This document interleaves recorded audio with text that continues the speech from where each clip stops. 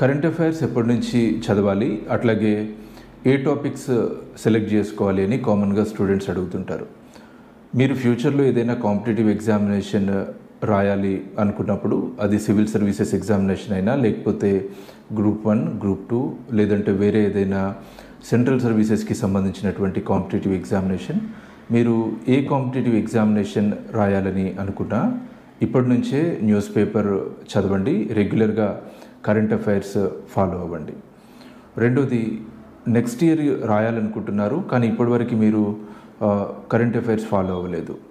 ఎప్పుడైనా ఏ ఎగ్జామినేషన్కి సంబంధించైనా మీరు రాసే ఎగ్జామినేషన్కి 1 ఇయర్ ముందు నుంచి కరెంట్ అఫైర్స్ ఖచ్చితంగా ఫాలో అవ్వడం అనేది అడ్వైజబుల్. దీనివల్ల మీరు మంచి మార్క్స్ స్కోర్ చేయగలుగుతారు. ఇవాళ కాంపిటేటివ్ ఎగ్జామినేషన్స్లో మాత్రమే కాదు, ఎంట్రన్స్ ఎగ్జామినేషన్స్లో కూడా కొన్నింట్లలో కరెంట్ అఫైర్స్కి రిలవెన్స్ ఉంటుంది. సో మీరు ఖచ్చితంగా రెగ్యులర్గా కరెంట్ అఫైర్స్ ఫాలో అవ్వడం అనేది అడ్వైజబుల్. ఏ టాపిక్స్ చూస్ చేసుకోవాలి?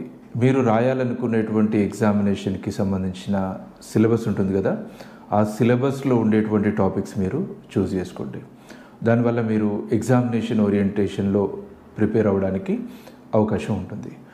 Next, signature IAS academy everyday YouTube ఛానల్లో కరెంట్ అఫైర్స్కి సంబంధించిన స్పెషల్ వీడియో పోస్ట్ చేస్తుంది.